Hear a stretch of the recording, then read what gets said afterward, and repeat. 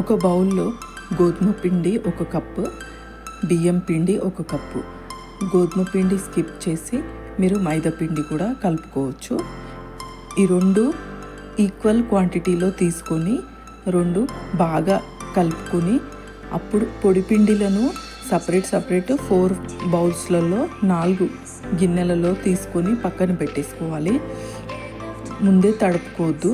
నేను మర్చిపోయి ముందే తడిపేశాను. ముందే తడిపితే ఆ కలర్ కరెక్ట్ మిక్స్ కాదు. పొడి పిండిలని ఫస్ట్ కలర్ మిక్స్ కొద్దిగా వాటర్ పోసుకుంటూ చపాతీ పిండిలా తడుపుకోవాలి. చపాతీ పిండిలా అంత మెత్తగా తడపొద్దు, కొద్దిగా గట్టిగా తడుపుకోవాలి.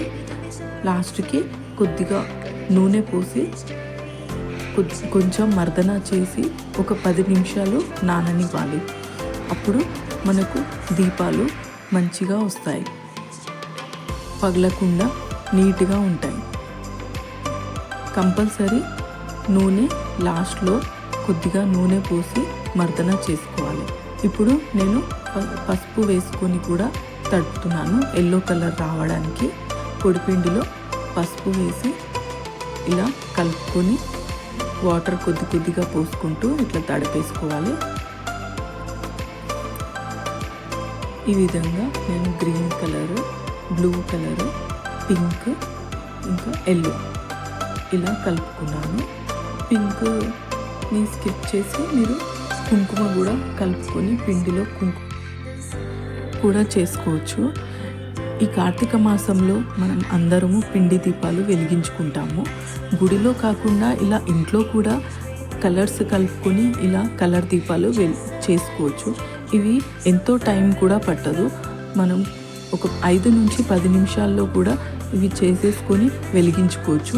ఇవి కూడా మట్టి దీపాలలాగానే 2 నుంచి 3 గంటల వరకు వెలుగుతాయి. దీంట్లో కూడా దీపాలు ఇలా పిండి దీపాల్లో వెలిగించుకోవడం చాలా మంచిది. ఈ కార్తీక మాసంలో మనము గుడికి వెళ్ళినప్పుడు కూడా ఊరికి మట్టి దీపాలు కొనుక్కొని వెళ్ళే కంటే కొద్దిగా ఇలా పిండి తడిపేసుకొని మనము దీపాలు చేసుకొని వెలిగించుకోవచ్చు.